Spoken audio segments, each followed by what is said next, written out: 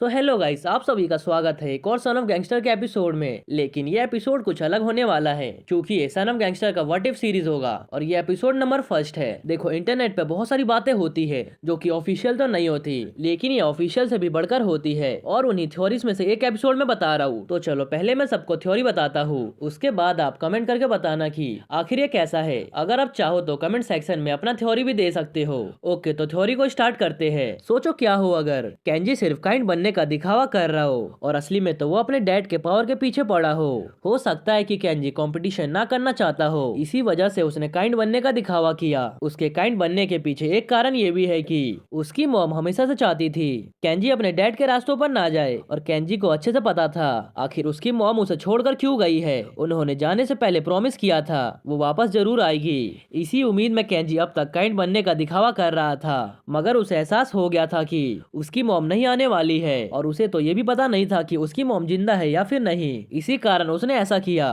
ताकि वो 12 साल तक सुकून भरी जिंदगी जी सके। और जब उसे लगा कि अब टाइम आ चुका है ये नाटक बंद करके फील्ड में उतरने का, तब वो अपने कूल अंकल्स के पास जाकर उनसे बैड पर्सन बनने का जिद किया। केंजी को अच्छे से पता था अगर वो बैड पर्सन बनना चाहेगा तो उसके अंकल पूरी कायनात को एक कर देंगे उसे एक बैड पर्सन बनाने में। अब केंजी के पास बैड पर्सन और अपने भाइयों को टक्कर देने के लिए पावर और स्ट्रेंथ की जरूरत थी। इसी कारण से वो सॉन्ग के पास गया, या फिर ये भी कह सकते हैं कि उसने सॉन्ग को अपनी तरफ अट्रैक्ट किया ताकि वो उसकी हेल्प कर सके, क्योंकि पूरे स्कूल में वही एक बंदा था जो कि अब तक का सबसे पावरफुल था। और ऐसे ही उसने एक मेंबर को ढूंढ लिया जो उसका मरते दम तक साथ दे। इसी वजह से वो सॉन्ग के पास गया और उसे अपना दोस्त बना लिया। देखते ही देखते वो दोनों काफी क्लोज आ गए और एक दूसरे के घर आना जाना शुरू कर दिया। और ऐसा भी हो सकता है कि केंजी ने जानबूझ के उसकी बहन की हेल्प की हो ताकि आगे जाकर सॉन्ग उसके ऊपर बिलीव कर ले। और उसके बाद सॉन्ग की अंकल से अच्छी खासी पहचान हो गई और अंकल ने सोचा सॉन्ग को केंजी का राइट हैंड बना दिया जाए और केंजी की प्रैक्टिस शुरू की जाए ताकि पहले वो सॉन्ग के बराबर आ सके।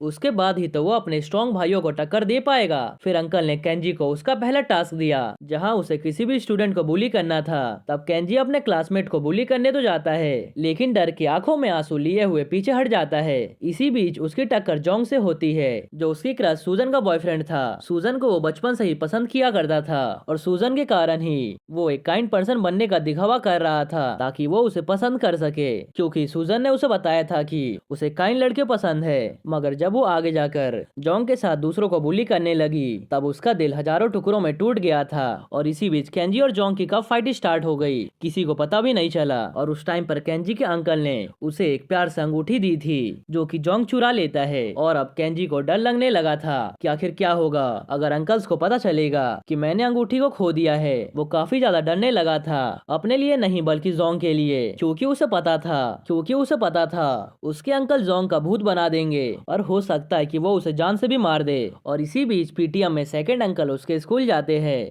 जिसे देखकर किसी को भी बिलीव नहीं होता कि ये बंदा केंजी का अंकल है। और ये बात पूरे स्कूल में फैल जाती है कि केंजी एक गैंगस्टर का बेटा है। इसी कारण से केंजी के दोस्त और उसके क्लासमेट उससे डरने लगते हैं और केंजी की नफरत अपने क्लासमेट और दोस्तों के लिए बढ़ जाती है। उसे तो बिलीव ही नहीं होता कि जो लोग पहले उसे पसंद किया करते थे अब वही लोग उसे नफरत कर रहे हैं, और वो लोग सिर्फ उससे नफरत इसलिए कर रहे हैं क्योंकि वो एक गैंगस्टर का बच्चा है। अब केंजी को अपने आप पर गुस्सा आने लगता है कि आखिर उसने इन जैसे बच्चों की हेल्प क्यों की थी। और इस समय केंजी का अगर किसी ने साथ दिया था तो वो थी ग्रैंड मदर, जिनकी केंजी हमेशा हेल्प किया करता था। ग्रैंड मदर केंजी को कहती है तुम आज भी पहले जैसे हो, भले ही तुम बाहर से अलग दिख रहे हो मगर अंदर से तुम केंजी हो। तुम किसी के साथ भी गलत होते हुए देख नहीं सकते और उसकी हेल्प करने पहुंच जाते हो चाहे इसमें तुम्हारा घाटा हो। और जो लोग तुमसे नफरत कर रहे हैं वो लोग तुम्हारे दोस्त नहीं हो सकते।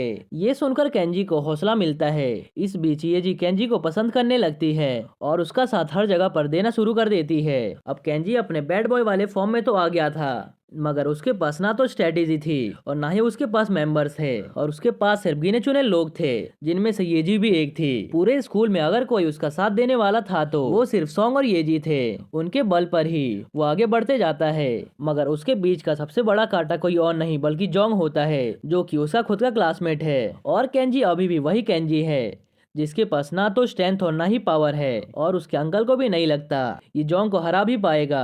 लेकिन उसके अंकल उसके बहुत ज्यादा ट्रेनिंग करवाते हैं और धीरे धीरे केंजी और जोंग की फाइट करीब आती है।